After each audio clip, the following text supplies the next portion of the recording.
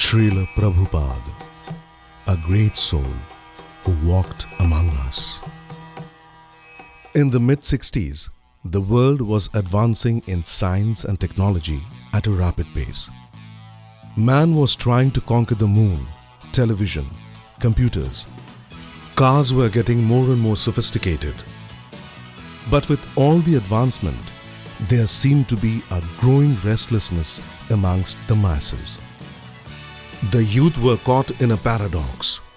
On one hand, they enjoyed material comforts owing to advancement in technology.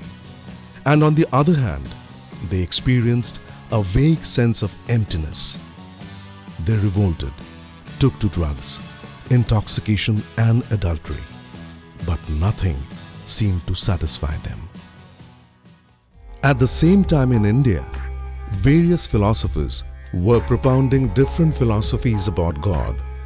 The Indian youth were tempted by the glamour and freewheeling lifestyle of the Westerners. They abandoned their ancient Vedic traditions and blindly followed the West. The future was bleak. During this time, at Vrindavan near Mathura in northern India, unknown to the world at large, A.C. Bhaktivedanta Swami, a 65-year-old Vaishnava, was busy translating the Vedic scriptures into English in order to fulfill the wishes of his spiritual master. This issue cost only 1 anna. Kindly take one and read. Since 1944, his efforts to revive God consciousness by publishing a magazine called Back to Godhead. Though advancing in age, he undertook the task of translating Srimad Bhagavatam into English. He travelled constantly between Vrindavan and Delhi to meet his printer. I have no time to read all these, Swamiji. Why are you taking all this trouble at this age, Swamiji? He was convinced that to make Indians come back to their own Vedic culture, he had to make the Westerners take it up too. My mission is to revive people in God consciousness, and one day, by the mercy of Lord Krishna, I will achieve it. So, with the printed volumes of Srimad Bhagavatam, he approached Srimati Sumati Murarji, head of Scindia Shipping Company and donor, for publishing his books. I want to go to the West and preach Sanatan Dharma. Please get me one ticket for America. You are so old, Swamiji. It is so cold there. You may even die. Do you think it is wise? Let me see. I know that. It's all right. But I have to go. Help me. Mrs. Murarji had great respect for Swamiji. She reluctantly agreed to send him to America. Okay, Swamiji. You win. Get your passport and I will make all arrangements. Once his journey was confirmed, he printed 500 handbills. Finally, on 13th of August 1965, at the Calcutta harbour, Swamiji boarded the Jaladuta. The Jaladuta, a cargo ship with one passenger cabin, set sail for America, occupied by Abhay Charanavinda Bhaktivedanta Swami. He was taken on board bearing a complimentary ticket with food. The sea was rough. Swamiji suffered severe bouts of vomiting and seasickness. In 2 days, he suffered 2 heart attacks. Swamiji meditated on the purpose of his mission. He was to fulfill his spiritual master's wishes. He had just celebrated his 70th birthday on board. He was old but very determined. On the second night in the ship, he had a dream. Lord Krishna appeared in his dream. The next day, the sea calmed down. Swamiji's health recovered. The ship was sailing smoothly. He was well on the way to realizing his spiritual master Bhakti Siddhanta Saraswati's wishes. This crossing was the culmination of 70 years of preparation, he had come a long way. He was born on 1st September 1896 in Calcutta. His parents named him Abhay Charan. When he was a child, his astrologer predicted, When this child reaches the age of 70, he will cross the ocean, become a great exponent of religion, and will open 108 temples all over the world. Abhay's parents, Gaur Mohan and Ranjani De, were very religious. They worshipped Sri Radha Krishna at home. Little Abhay learned to worship Sri Radha Krishna from his very childhood. Someday, I wish I can conduct a Rath Yatra for Lord Jagannath. He was persuading his father to buy a Ratha for him. Seeing his persistence, a kind old lady gave him a small cart. Abhay, with his father's help, painted and decorated the cart. On the festival day, Abhay requested his friends to attend the Rath Yatra. At the age of 6, Abhay held his first Rath Yatra in Calcutta, which lasted for 8 days.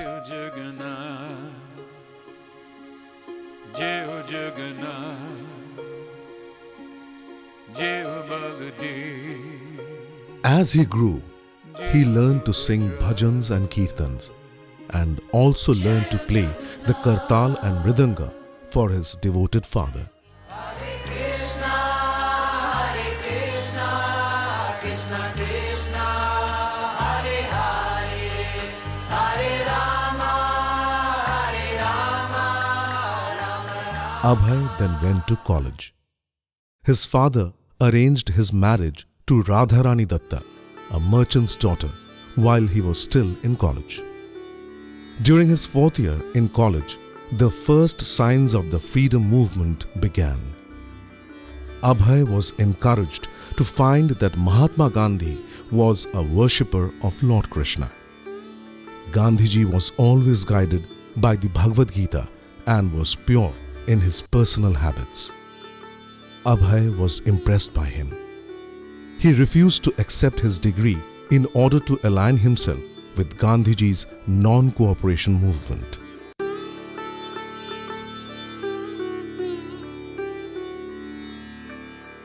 He took a job in Calcutta as the manager of a pharmaceutical company.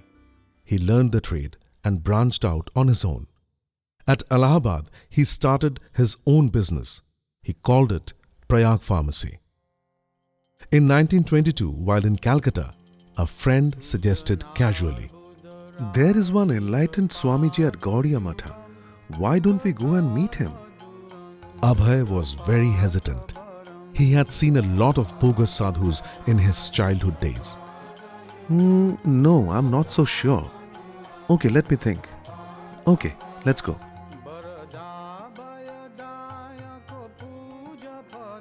You are young and educated men. Why don't you preach the message of Lord Chaitanya throughout the world? Who will hear your Chaitanya's message?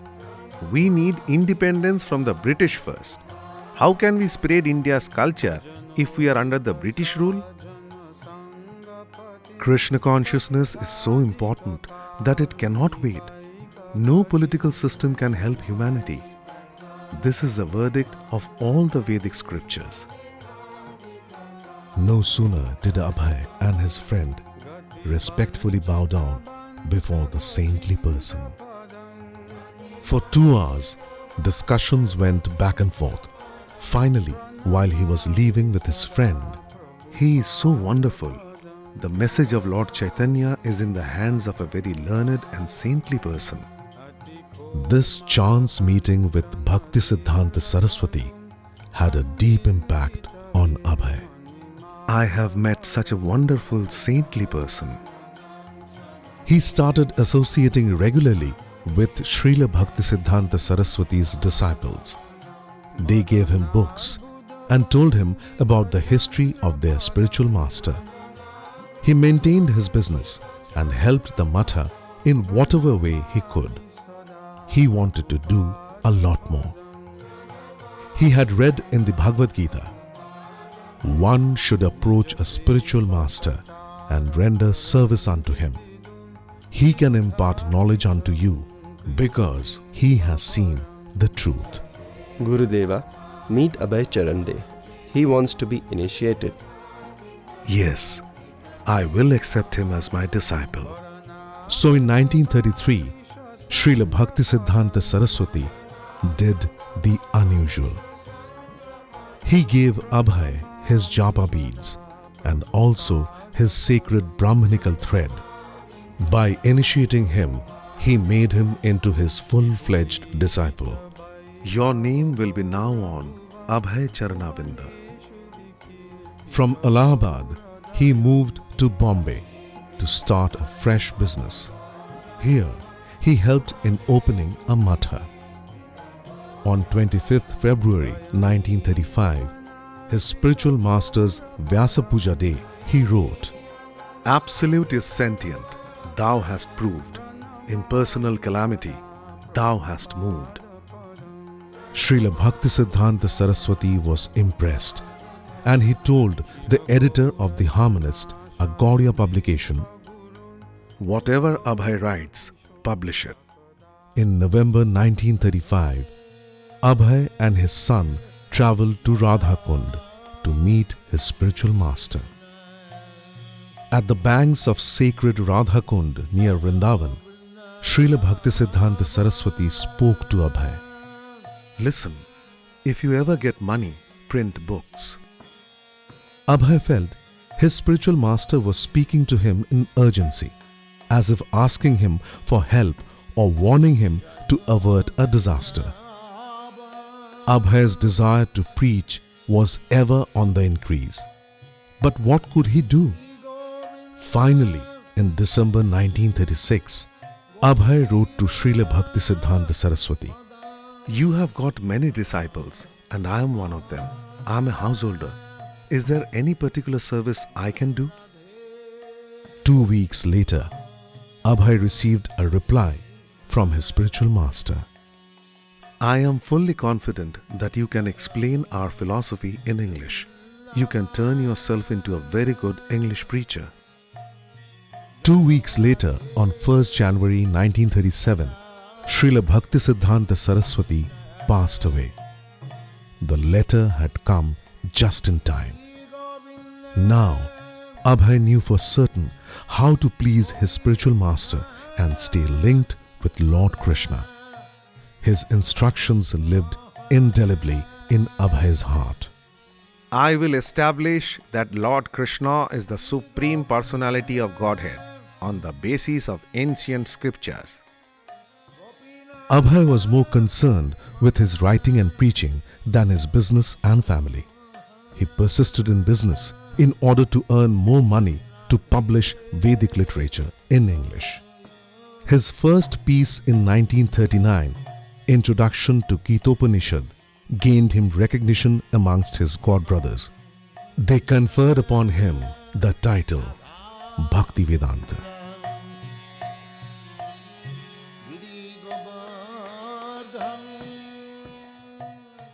September 3rd, 1939. England swept India into the war against Germany.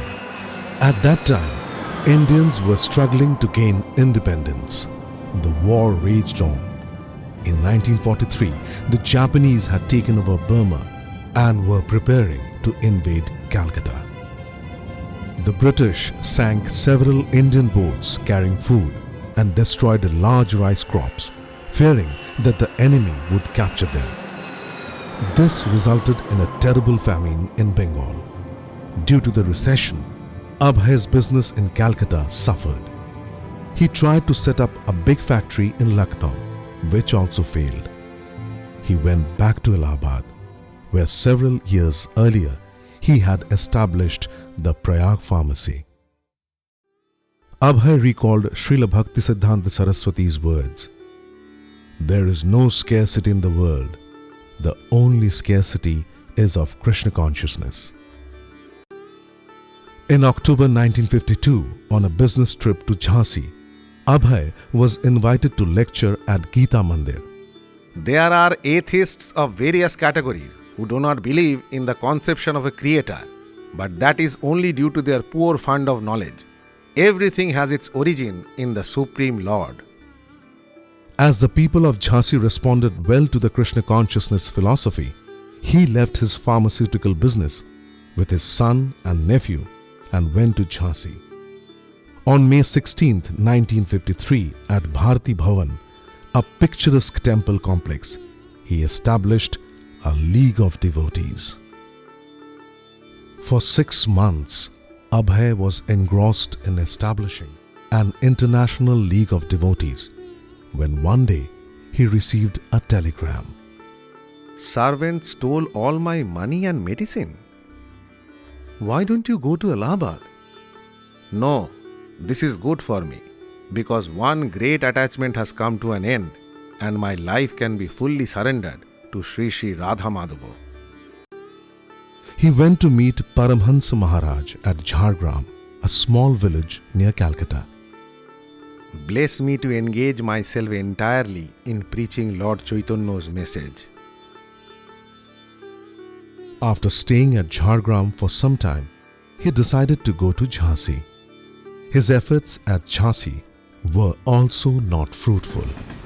He stayed at the Gauriya Matha in Delhi for some time, until he finally moved to Vrindavan. He loved Vrindavan. The entire city resounded with bhajans, kirtans and chanting. People greeted each other calling out Jai Radhe, Hari Bol. Everything about Vrindavan was conducive for him to translate Srimad Bhagavatam and print his magazine. One night he had a dream. His guru urged him, Sannyasa, Sannyasa. This dream had appeared earlier too, but then he was involved in his business, wife and children. 5 years ago, he had given up family, home comforts and business and had lived as a Vanaprastha ever since.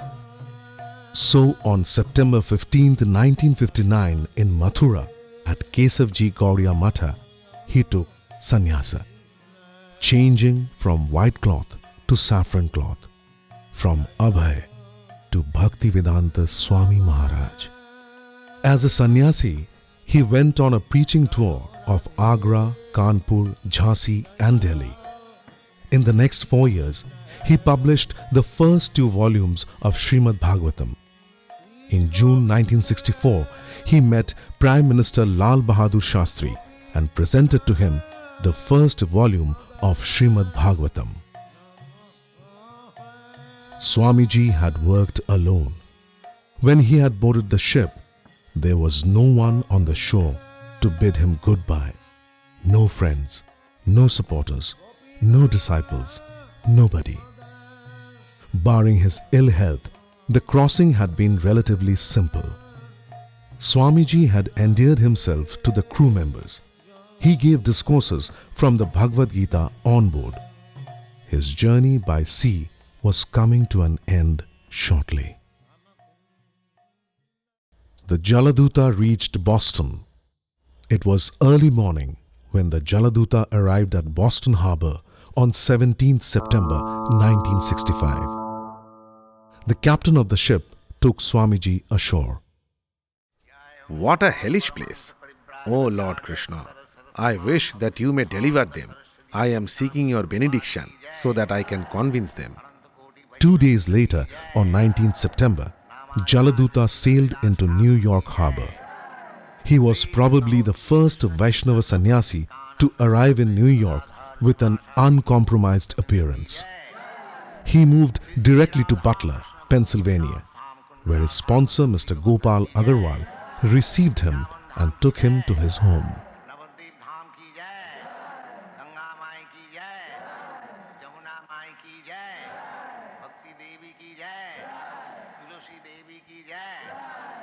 He taught Mrs. Sally, Gopal's American wife, to cook prasadam and several Indian delicacies.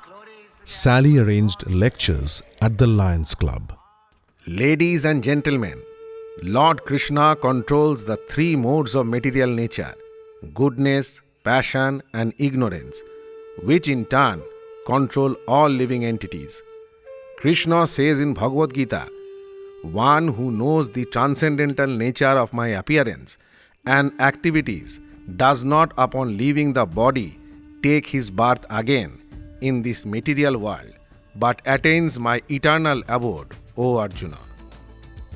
On 22nd September 1965, his photograph appeared in Butler Eagle, the morning paper. They called him Ambassador of Bhakti Yoga. 2 months later, he moved to New York and acquired a room in a posh building helped by Dr. Ramamurthy Mishra. An uptown Swami, he started holding kirtanas and lectures on Bhagavad Gita. Some people from Dr. Mishra's clinic attended regularly.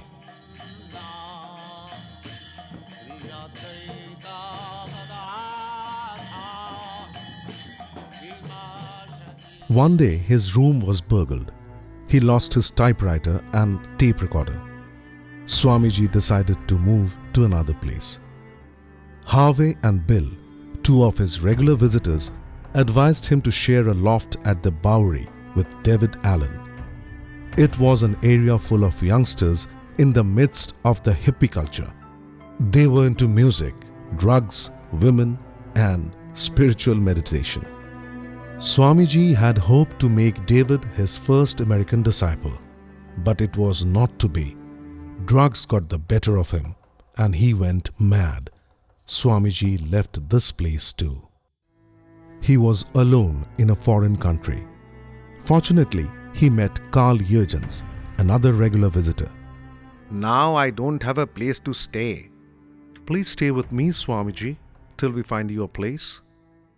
With Carl and Mike's help, Swamiji rented a storefront on the Lower East Side and converted it into a meeting place. Above the store was an apartment for Swamiji to stay. He posted a sign on the storefront announcing lectures on Bhagavad Gita. People started coming regularly. He started holding kirtans. He read from the Bhagavad Gita, explaining to them the philosophy of Krishna consciousness. We have begun this Krishna or God consciousness movement because it is a great science. If we try to understand God, we have nothing more to understand, and because all knowledge is there.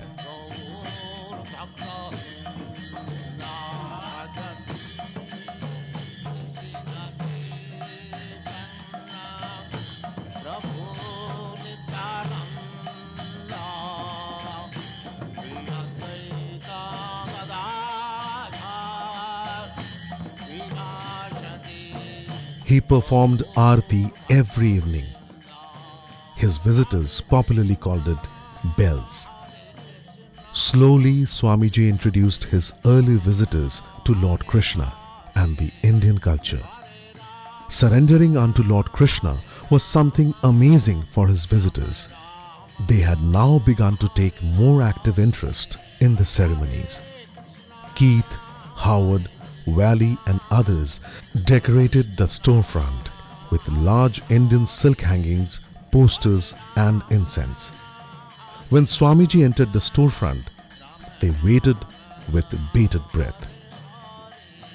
Yes, this is Krishna consciousness. Good work. This was his first temple in the West. On Sundays, Swamiji used to cook and serve prasad himself. So by day, there would be kirtans and chanting, and in the evenings, the storefront would become a place of worship. His visitors were now advancing spiritually.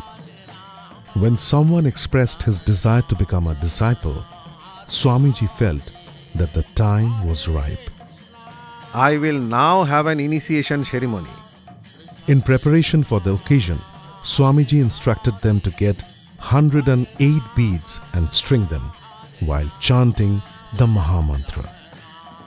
On Janmashtami Day, 8th September 1966, a day before the initiation, as if in answer to everyone's queries. Initiation means that the spiritual master agrees to take charge of the student, and the student accepts him and agrees to worship him as God. Any questions? Why as God, Swamiji? Because it means that he is due the same respect as God, being God's representative. Therefore, he is as good as God, and he can deliver God to the sincere disciple. Is that clear? Finally, on the initiation day, Swamiji chanted one round on the beads of each of the initiates and gave the beads to them. From now on, you will follow 4 basic rules. No illicit sex, no meat eating, no gambling, and no intoxication. You will chant the Maha Mantra on your beads daily. There were 11 initiates. Swamiji set up a sacrificial fire and performed the Vedic rites amid continuous chanting. They were to be the first American disciples of Swamiji. From now on, for the first time, Lord Chaitanya's message would be preached by Americans. To clean your system, you must chant the Maha Mantra. The Shastra states that in Kali Yuga, only chanting the holy names of Lord Krishna will deliver you back to Godhead. By day, Swamiji preached, and at night he allowed himself barely a few hours of sleep. He would get up in the early hours of the day and chant on his beads. Then he would sit to translate the scriptures into English. In order to reach out to more people, Swamiji led his disciples to Tompkins Square Park. Here he led an open-air kirtan. He spoke to the people who gathered there. Hippies, lovers, loners, drug addicts and musicians all joined to chant along with Swamiji. Hare Krishna, Krishna Krishna, Hare Hare, Hare Rama, Rama Rama. Mukunda and Janaki, senior disciples of Swamiji, had moved to San Francisco and rented a storefront at Haight-Ashbury. They converted it into a temple and asked Swamiji to visit them. So on 16th January 1967, Swamiji arrived in San Francisco. The press was now eager to know more about his society. Word was spreading fast about the Hare Krishnas. Can Haight-Ashbury beatniks, bohemians take up to Krishna consciousness? Yes, everyone, including you or anybody else, acid heads or hippie or anyone else. What does one have to do to join your movement? One has to follow just 4 simple rules. No adultery, no intoxication, not even coffee and tea, no meat eating and no gambling. One has to get up early, take a bath and attend prayer meeting every morning and chant Hare Krishna. Meanwhile, Mukunda, along with Allen Ginsberg, a poet and other friends, arranged a mantra rock dance at the Avalon Ballroom. The best rock bands participated and Swamiji spoke and then chanted Hare Krishna with the bands joining in. Thousands of people flocked to the Avalon Ballroom. They came with flutes, gourds, rattles, drums, horns, guitars. The Hell's Angels came smoking cigarettes and accompanied by their girls. They wore jeans, boots, German helmets and dirty jackets emblazoned with emblems.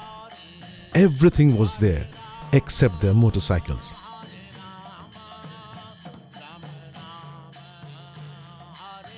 Swamiji stood up. Lifting his arms, he began to dance. He gestured for everyone to join him, and those who were still seated stood up and began dancing and chanting and swaying back and forth, following Swamiji's gentle dance. The dance had the desired effect. A lot of young boys and girls started coming to the temple. Swamiji had to face many challenges to his philosophy. He had answers to all the questions thrown at him. His disciples were instructed to follow a simple routine. In the day, they had only to cook prasadam and distribute it to all who visited the temple. In the morning and evening, they had to hold kirtans in the temple. Sometimes 150 to 200 hippies from Hyde Ashbury would come for prasadam. One day Malati, a devotee, brought a doll to Swamiji. She had purchased it from a local curio shop. Srila Prabhupada, what does this doll signify? You have brought Lord Jagannath, the Lord of the universe. Where is Balaram and Subhadra? You must conduct a Ratha Jatra, just like they do it in India every year. Hare Krishna, Hare Krishna, Krishna Krishna. So finally, on 9th July, Prabhupada conducted the first American Rath Yatra festival. Many people had joined the large procession. Everyone on the streets liked it. The police motor escorts tried to hurry the devotees, but so many people crowded in front that the parade was obliged to go slowly. From the truck, some devotees handed out cut oranges, apples and bananas. This Rath Yatra festival was another sign of the good reception of Krishna consciousness in the West. Hare Rama, Hare Rama. Swamiji was now 72 years old. His health had deteriorated considerably. On 25th July 1967, Swamiji left for India. In contrast to the tearful farewell he got in New York, there was no one in India to receive Swamiji at the airport. He took a taxi and went straight to his Chippiwara room in Old Delhi. From there, he went to his old room at Radha Damodar Temple in Vrindavan. Here, his health recovered. Meanwhile, in the United States, a small group of his disciples had moved from San Francisco to Los Angeles and opened a similar storefront temple. Every day the devotees asked me to return. So I was reluctant to come to India because of this reason. So now I am needed to supervise the expansion. Swamiji went straight to Los Angeles. He stayed there for 2 months and held kirtans and delivered lectures. He gave strength to his newly initiated devotees in Krishna consciousness. A group of devotees had made contact with George Harrison, a member of the famous Beatles rock group. George was receptive to the Hare Krishna movement. He recorded an album under Apple Records, his company. George took special interest in producing the album. The record sold 70,000 copies on the first day. The Hare Krishna movement was growing in leaps and bounds. Swamiji was called to London. His devotees chanted at the airport in anticipation. From the airport, Srila Prabhupada drove straight to George Harrison's villa. The devotees had worked feverishly to convert one room into a temple complete with a Vyasasana for Prabhupada. The reporters besieged Swamiji. He had become an international personality. Are most of your followers hippies? They are not hippies. They are happy. He met John, Paul, George and Ringo, members of the famous Beatles group.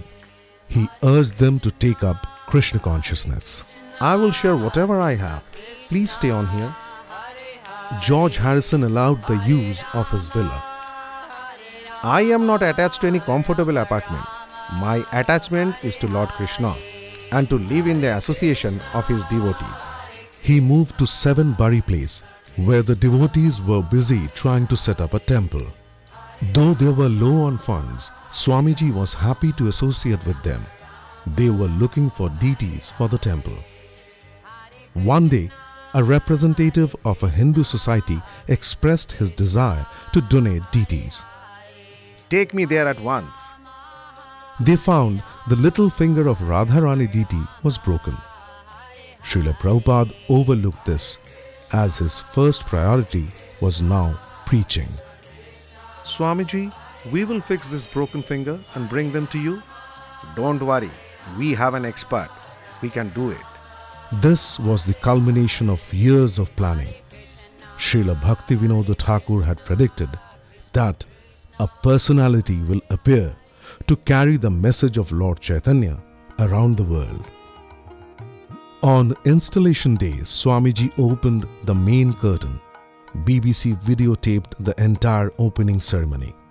The Westerners were now taking to Krishna consciousness seriously. The Indians would soon follow. Swamiji had now accepted the title Prabhupada. Tirelessly he initiated more and more projects in the West.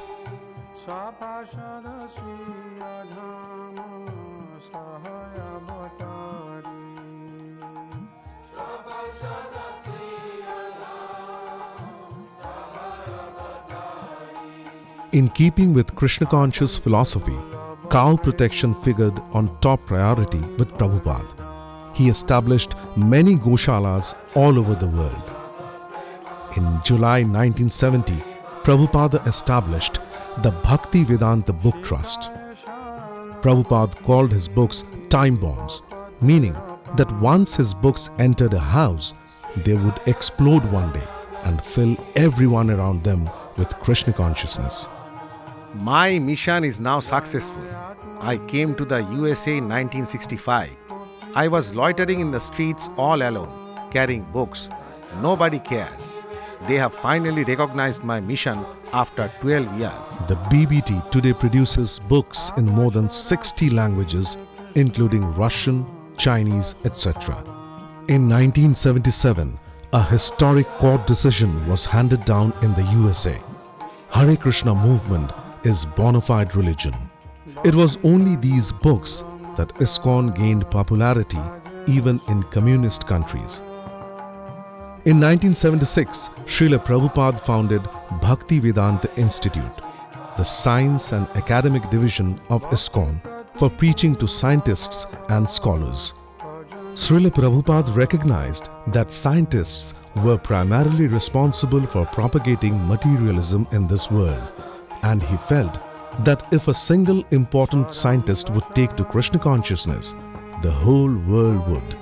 So, Srila Prabhupada requested all the scholars and students with good academic background to join. Prove that our movement is scientific. Form Bhakti Vedanta Institute to establish it. Prove life come from life. Between 1970 and 1975, Srila Prabhupada travelled extensively around the world. He established the Governing Body Commission to manage the temples around the globe. He was now free to translate the remaining cantos of Srimad Bhagavatam. He travelled to USSR, Canada, Germany, France. His disciples were now organizing regular Sankirtans, Rath Yatras, and also opening temples in many places: Los Angeles, London, New Vrindavan, West Virginia. Srila Prabhupada personally supervised the construction of 3 major temple projects in India. What the astrologer had predicted decades ago came true in all respects.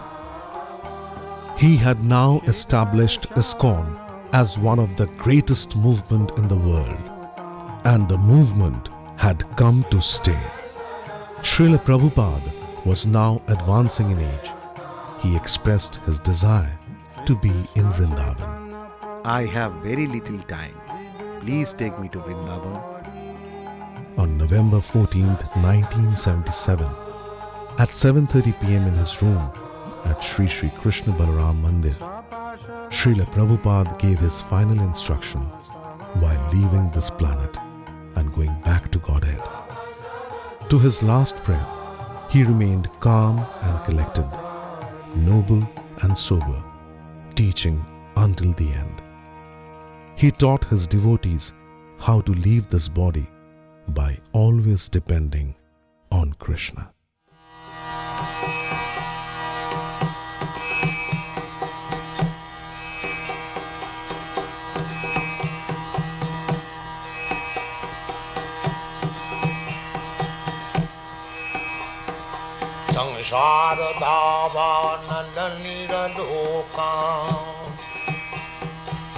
Taraya karuna ghana ghanatyam प्राप्त सकलन गुणान्नवशान् वन्दे गुर श्री चरणारविन्दम् महाप्रभु कीर्तन नित्य गीता